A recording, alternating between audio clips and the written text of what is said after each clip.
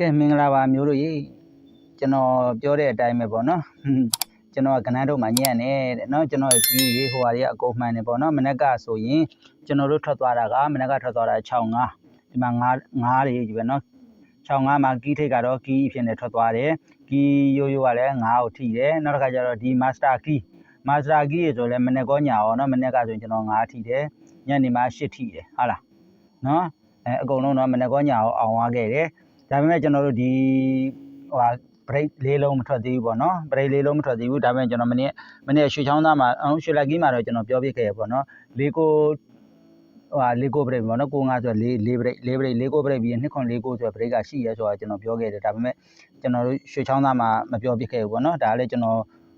်နေရာစုံမှာအကုန်လုံးရှောက်ပြီးတော့အပြည့်စုံနဲ့ပြောဖို့ဆိုတာမလွယ်ဘူးပေါ့နော်နောက်တစ်ခါ comment လေးတွေမှာကျွန်တော်လာမေးတဲ့ဟာလေးတွေလည်းကျွန်တော်အများအားပြောရနော်ကျွန်တော်အောင်ကျော်ထိထားတဲ့အတွက် comment တွေကိုမပြန်နိုင်ပါဘူးလို့ဒီကြားထဲမှာကြီးစရာပြောအောင်မယ်ပေါ့နော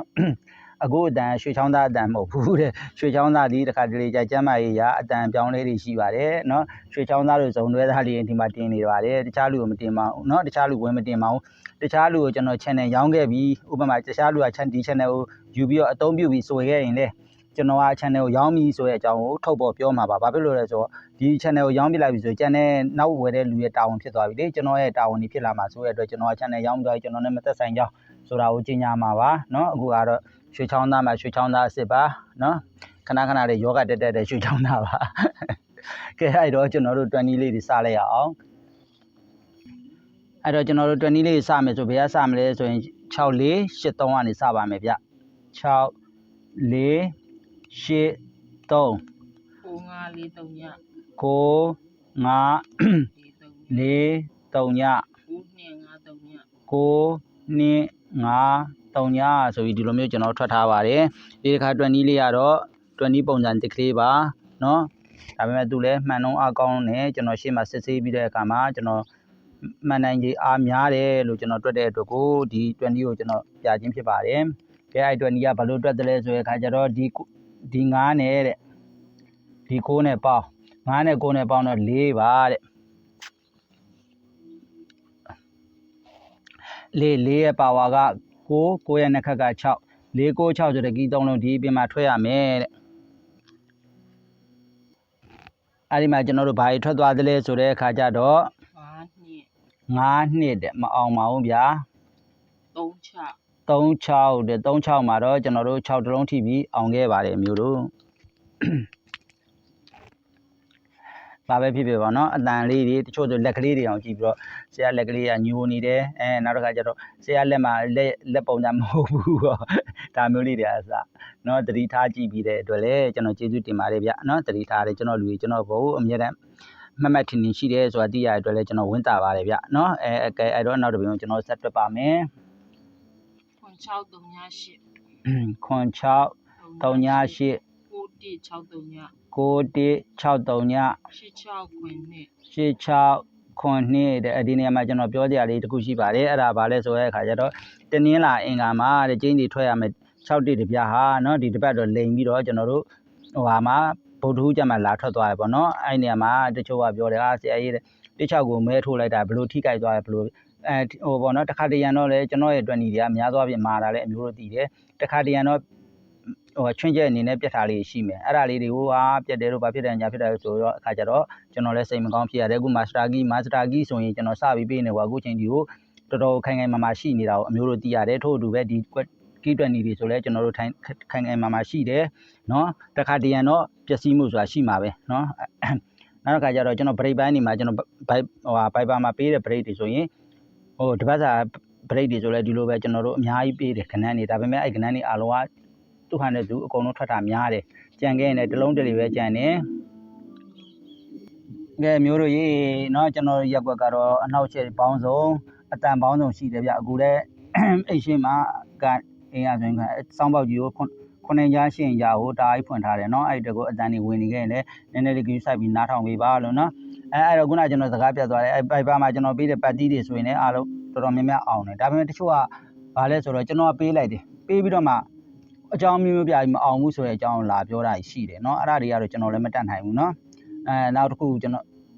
တော်ဒီဟိုဟာပေါ့ဟိုတနေ့ကဆိုရင်ကျွန်တော်ပတ်တီးလာတောင်းတယ်ကျွန်တော်ပေးလိုက်တယ် ပ ပြီးတော့မထိုးပြဘူးလို့ပြောတယ်ဒါလည်းမသိဘူးပေါ့နော်ကျွန်တော်နောက်တစ်ခါထပ်တောင်းတယ်ကျွန်တော်ပထမတစ်ခါပေးတာမှမထိုးပြရင်နောက်တစ်ခါကျွန်တော်ထပ်ပေးစရာအကြောင်းမရှိတော့ဘူးပေါ့နော်ဒါတော့မှကျွန်တော်ပတ်စံနဲ့ရောင်းစားမှုစေတနာနဲ့ပေးတာကိုအလေးမထားတဲ့ဟာကြတော့ကျွန်တော်အနေနဲ့ဆက်ပြီးတော့ပေးဖို့စဉ်းစားရမှာဖြစ်ပါဗျာကဲအဲ့တော့ကျွန်တော်တို့တွက်မယ်ဆိုရခါကျတော့ဒီတစ်ကဲတဲ့ဒီ8ကဲပေါင်းဒီတစ်ကဲ8ကဲပေါင်းတော့9ရဲ့ပါဝါ4ရဲ့နှက်ကက2 9 4 2ဆိုတဲ့ကီးသုံးလုံးဒီအပြင်မှာထွက်ရမယ်တဲ့ကဲအဲ့တော့ကျွန်တော်ဘာထွက်သွားသလဲဆိုတဲ့အခါကျတော့63တဲ့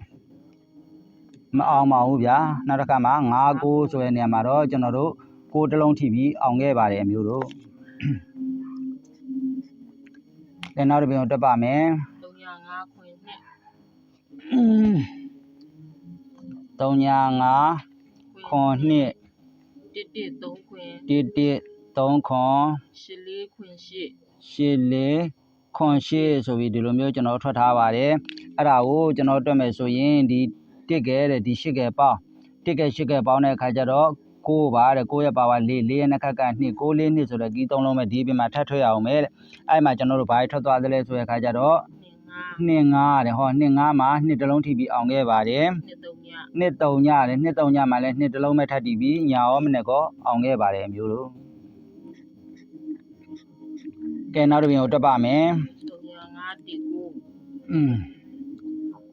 305တိကို5ခွင်63ည5ခွန်63ည2ခွင်3ခွင်2ခွန်3ခွန်ဆိုပြီးတော့ဒီလိုမျိုးကျွန်တော်တို့ထွက်ထားပါတယ်မီးအောင်ကြာလာတယ်နော်အဲ့မှာကျွန်တော်တို့ဒါကိုတွက်မယ်ဆိုရင်ခွန်ရဲ့2ကဲပေါင်း9ရဲ့ပါဝါ4ရဲ့နှက်ကက2 9 4 2ဆိုပြီးတော့ပဲထပ်ရပါတယ်တဲ့အဲ့မှာကျွန်တော်တို့ဘာထွက်သွားလဲကြည့်လဲရအောင်3ည4တဲ့3ည4မှာ4တလုံးထိပြီးအောင်ခဲ့ပါတယ်9 3ညတဲ့9 3ညမှာလည်း9တလုံးထိပြီးဟောညာရောမနဲ့ကောထပ်အောင်မြန်ပါတယ်ဗျအဲနောက်တစ်ပြင်ကိုတက်ပါမယ်ခွင်4 9 ဟုတ်ကလည်းလက်ရက်ကပိုအမှန်ကြောက်ခွန်4 9 9 16ခွင်8 16ခွန်8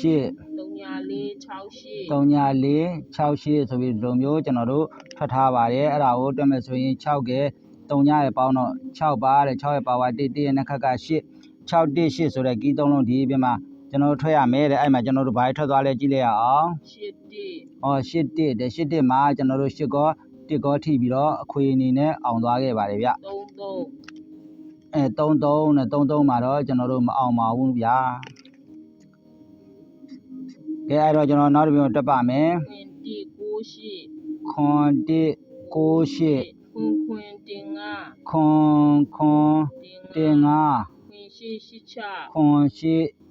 6ဆိုပြီးဒီလိုမျိုးကျွန်တော်ထွက်ထားပါတယ်အဲ့ဒါကိုတွက်မယ်ဆိုရင်ခွန်ရဲ့ပေါင်း4ပါတဲ့4ရဲ့ပါဝါ9ရဲ့နှက်ကက6 4 9 6ဆိုတဲ့ကီးသုံးလုံးဒီပြင်မှာထွက်ရမယ်တဲ့အဲ့မှာကျွန်တော်တို့ဘာထွက်သွားသလဲဆိုတဲ့အခါကျတော့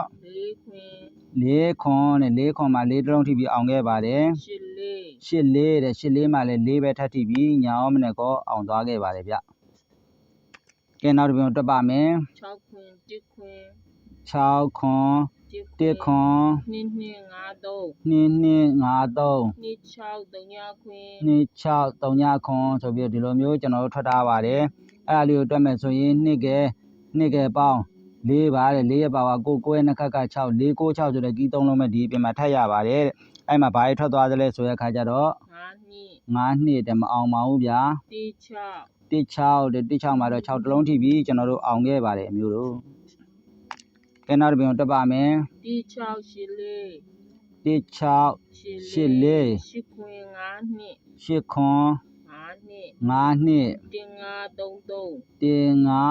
33ဆိုပြီးဒီလိုမျိုးကျွန်တော်ထွက်ထားပါတယ်အဲ့ဒါကိုကျွန်တော်တွက်မယ်ဆိုရင်ခွန်ရဲ့1ကဲပေါင်း8ပါတဲ့8ရဲ့ပါဝါ3ရဲ့နှက်ကက9 8 35ဆိုတဲ့ကီးသုံးလုံးဒီပြင်မှာထွက်ရမယ်တဲ့ဟုတ်တယ်နော်835ဆိုတဲ့ကီးသုံးလုံးဒီပြင်မှာထွက်ရမယ်တဲ့အဲ့မှာကျွန်တော်ဘာထွက်သွားသလဲဆိုတဲ့အခါကျတော့39တဲ့39မှာ3တလုံးထိပြီးအောင်ခဲ့ပါတယ်26တဲ့26မှာတော့မအောင်ပါဘူးဗျကဲကောင်းပြီအဲ့ဒါဆိုရင်ကျွန်တော်တို့ကဒီတွက်နီးလေးနဲ့ပဲကြာသွေးနေ့အတွက်ကိုကျွန်တော်ကီးလေးထုတ်လိုက်ရအောင်3ည2 83ည3ည2 83ည85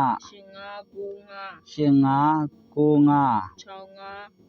65 6 5 9 8ဆိုပြီးဒီလိုမျိုးကျွန်တော်ထွက်ထားပါတယ်အဲ့ဒါကိုတွက်မယ်ဆိုရင်9ရဲ့6ရဲ့ပေါင်း1ရဲ့ပါဝါ6ရဲ့နှစ်ခက်က9 169ဆိုတဲ့ကီးသုံးလုံးဒီအပြင်မှာထွက်ရမယ်တကယ်အဲ့တော့ကျွန်တော်တို့ကီးထိတ်ကလေးတွေနဲ့စဉ်းစားလိုက်ရအောင်ကီးထိတ်ဒီကနေ့ကီးထိတ်ကတော့ကျွန်တော်တို့ဘာရတယ်လဲဆိုတဲ့ခါကြတော့2 4 9ပါတဲ့နော်ကီးရိုးရိုးက169ပါတဲ့နော်169နောက်တစ်ခါကျွန်တော်တို့မာစတာကီးတွေကိုကျွန်တော်ပြောပါမယ်မာစတာကီးတွေကကျွန်တော်တို့ဘာရတယ်လဲဆိုတဲ့ခါကြတော့1 8 6 9နောက်ထပ်မာစတာကီးတစ်ခုက4 နောက်မာစတာကီးတစ်ခုက4 9 2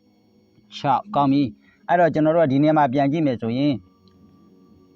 ဒီဟာတွေကအကုန်လုံးကတွားတူနေနော်ဒါပေမဲ့တစ်ခုခုရှိရမနေ့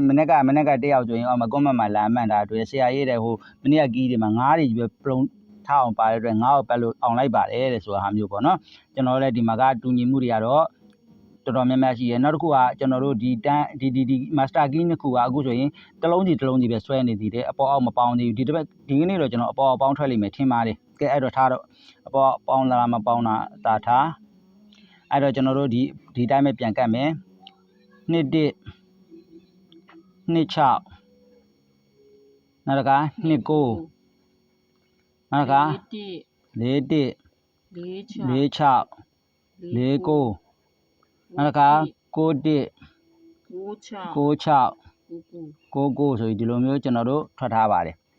ကီးလေးတွေရပါတယ်အဲ့မှာကျွန်တော်တို့ပြန်ကြည့်ရင်2 1လိုဟာမျိုးကလည်းဒီမှာသွားကြိုက်တယ်2 6လိုဟာမျိုးကလည်းဒီမှာသွားကြိုက်တယ်2 9လိုဟာမျိုးကလည်းဒီမှာသွားကြိုက်တယ်4 1လည်းဒီမှာသွားကြိုက်တယ်4 6ကလည်းသွားကြိုက်တယ်နောက်တစ်ခါ4 9ကလည်းသွားကြိုက်တယ်နော်ဟုတ်လားဥပမာနောက်တစ်ခါ9 1ဆိုတာလည်းကြိုက်တယ်နော်9 6ဆိုတာလည်းဒီကောင်တွေလည်းသွားကြိုက်တယ်9 9ဆိုတာလည်းဒီကောင်တွေသွားကြိုက်တယ်အားလုံးကလှတယ်နော်လှတယ်အဲ့တော့ကျွန်တော်တို့ကလှနေရင်ကောင်းပြီငါတို့ကဘယ်လိုလုပ်ပြောအကုန်လုံးကမပယ်ပဲထိုးရတော့မှလားနော်ခဏချုပ်လို့မရတော့ဘူးလားဆိုကျွန်တော်ဒီကောင်လေးနဲ့ချုပ်ပါမယ်မနေ့ကကျွန်တော်ပေးထားတာရှိပါတယ်6ထိပ်လို့ကြာပြီးသွားရင်တဲ့6ထိပ်လို့ကြာပြီးသွားရင်ဗာလဲ9 3ညခဏလေးနော်မှားမှာဆို9 3ည3 8ဆိုတဲ့ break ကတဲ့3ရက်တွင်ထွက်ရပါမယ်ဟုတ်ပြီ9 3ညဒီ6ထိပ်ဆိုတာကမနေ့ကလည်း6ထိပ်ဒီကနေ့လည်း6ထိပ်အဲ့လို6ထိပ်တွေကနှစ်ပင်အောင်စတိုက်ဆင်းနေပြီဖြစ်တဲ့အတွက်ဒီ9 3ည3 8ဆိုတဲ့ break ကဆင်းစရာတော်တော်အားကောင်းသွားပြီလို့ကျွန်တော်ပြောချင်ပါတယ်အဲ့တော့9 3ည3 8နဲ့ပတ်သက်ရင်2 1 2 8sorry 2 1 2 6 4 1 4 6 9 4 9 1 9 6 9 9ဆိုပြီးဒီလိုမျိုးရတယ်ဟာများလိုက်တာနော်ဒီကွက်ပဲလွတ်တယ်ဟုတ်လား2 9တကွက်ပဲလွတ်တယ်နော်အဲ့တော့ကျွန်တော်ထပ်ပြီးစဉ်းစားမယ်ကျွန်တော်တို့ထပ်ပြီး short ကြရကဒီကောင်လေးပဲရှိတယ်ဒီနီးနဲ့ short မှရမယ်နော်ဒီတန်းလေးဒါကျွန်တော်ရွှေလက်ကြီးရစာရွက်ကိုပြတာနော်ရွှေချောင်းသားစာရွက်တွေထက်ရှာနေမှာဆိုအတူတူပဲနော်ဒီတန်းလေးအပေါ်အောက်တန်းလေးလုံးဝတကွက်မှမထွက်သေးဘူးဒါပေမဲ့ကျွန်တော်တို့ကြာသွင်းနေအထိရောက်လာပြီဖြစ်တဲ့အတွက်ကျွန်တော်ထွက်နိုင်ခြေရှိတယ်လို့ကျွန်တော်တွက်လိုက်တဲ့အခါကျတော့ဒီတန်းလေးနဲ့ကိုက်ညီတာကကျွန်တော်တို့ဘာရှိမလဲဆိုတဲ့အခါကျတော့21ရှိမယ်26ရှိမယ်နော်26ရှိမယ်41ရှိမယ်46ရှိမယ်49ရှိမယ်9 1 9 6မရှိဘူး9 9မရှိဘူးအဲ့တော့ကျွန်တော်တို့ကဘာဒီအောက်မှာတစ်ခါပြန်ထိုက်ရေးမယ်2 1 2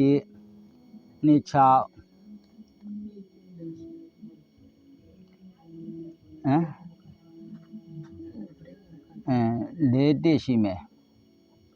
4 6ရှိမယ်4 9ရှိမယ်တစ်ကွက်2ကွက်3ကွက်4ကွက်5ကွက်နော်အဲ့မှာ5ကွက်ရှိတဲ့အခါမှာတဲ့5ကွက်ရှိတဲ့အခါမှာကျွန်တော်ရဲ့အကြိုက်ကိုကျွန်တော်တင်ပါဆိုရင်21နဲ့26ပဲကျွန်တော်တင်မယ်နော်21နဲ့26ပဲကျွန်တော်တင်ပြီးထိုးမယ်တဲ့ဘာဖြစ်လို့21နဲ့26ကိုတင်ပြီးထိုးမလဲဆိုတဲ့အခါကျတော့ခဏလေးအဲ့တော့ကျွန်တော်ကဒီဟောပါနော်1 2နဲ့2 1နဲ့2 6နဲ့ဘာဖြစ်လို့ကျွန်တော်တင်ကနန်းထားတယ်လို့ကျွန်တော်တွေးပြောမယ်ဆိုရင်ဒီမှာဒီခွေလေးဒါကျွန်တော်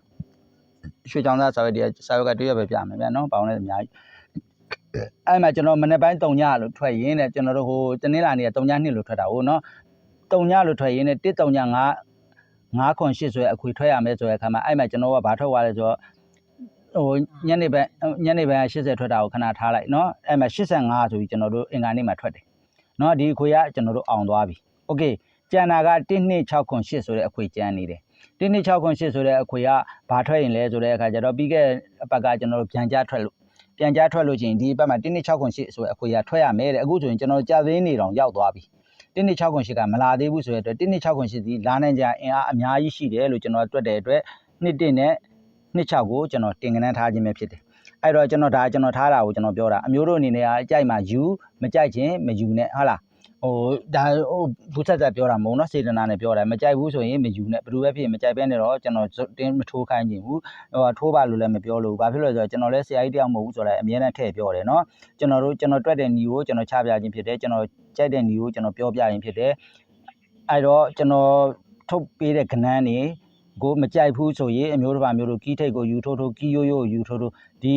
မာစတာကီးကိုပဲယူထိုးဒီဘရိတ်ကိုပဲယူထိုးကြိုက်တာယူထိုးပါအဓိကတော့အောင်ဖို့ရေးကြည့်ပါတယ်เนาะမနေ့ကဟိုရှင့်ဆိုတဲ့အတွက်အမျိုးသမီးပဲဖြစ်မှာပေါ့เนาะညီမလေးလားအမကြီးလားတော့မသိဘူးပေါ့เนาะသူကဆိုရင်မနေ့ကဆိုရင်ကျွန်တော်ပေးသွားတဲ့ခဏနေမထိုးပဲနဲ့ငါးတွေကပလူအောင်ပြနေတဲ့အတွက်တဲ့ငါးတစ်လုံးကိုဆွဲပြီးတော့ကျွန်တော်ပတ်လိုက်ပါတယ်ဆိုတဲ့ဟာမျိုးပေါ့เนาะသူဟာနဲ့သူဟိုသူနီးသူဟန်လေးနဲ့ကစားကြတာမျိုးကိုကျွန်တော်အနေနဲ့ပို့ပြီးတော့ဟိုအားပေးပါတယ်ဘာလို့လဲဆိုတော့ကျွန်တော်နီးတနီးတဲ့ဟိုအောင်ဟွာဖြစ်မနေပဲနဲ့ကိုနီးကွမ်လေးနဲ့လည်းကစားပဲလို့အောင်သွားရင်လည်းကျွန်တော်ကျင်းနေရပါတယ်ကျွန်တော်ပေးတဲ့နီးကိုအခြေခံပြီးတော့ကစားတာမျိုးပေါ့နော်ဟိုကျွန်တော်ဘိုက်ပါမှာပြခဲ့ဘူးတဲ့မျိုးသမီးတယောက်ပေါ့နော်သူအခုဆိုရင်နိုင်ငံခြားကိုသွားနေတဲ့အတွက်သူမထိုးပြဘူးပေါ့နော်ထိုးပြတဲ့မျိုးသမီးဆိုရင်ကျွန်တော်ပေးတဲ့ဟာတွေကိုသူအခြေခံပြီးတော့သူနီးသူဟန်နဲ့ထိုးတာပတ်တိုင်းလို့3-4ချိန်ပေါက်တယ်နော်ဒါမျိုးလေးတွေပေါ့ဟုတ်လားကဲအဲ့တော့ကျွန်တော်အနေနဲ့ဒီကနေ့တင်ဆက်မှုတွေကဒီလောက်ပဲဖြစ်ပါတယ်အမျိုးတို့အနေနဲ့လည်းကျင်းတဲ့နှစ်သိမ့်ကြလိမ့်မယ်လို့ထင်ပါတယ်အားလုံးเนาะဒီကနေ့ကျွန်တော်ပေးတဲ့အကွက်ကလေးတို့ကြိုက်လို့ယူထိုးသည်ပဲဖြစ်စေမိမိထိုးညီဟန်နဲ့ပဲထိုးသည်ဖြစ်စေအားလုံးအောင်မြင်ကြပါစေအကွက်ကြီးတွေပေါက်ကြပါစေလို့တကယ်ကိုလိုက်လဲစိတ်ရင်းအမှန်နဲ့ဆူတောင်းပေးရင်းဒီကနေ့ဒီဗီဒီယိုဖိုင်လေးကိုကျွန်တော်ဒီမှာနေမဲ့အဆုံးတတ်လိုက်ပါတယ်ခင်ဗျာ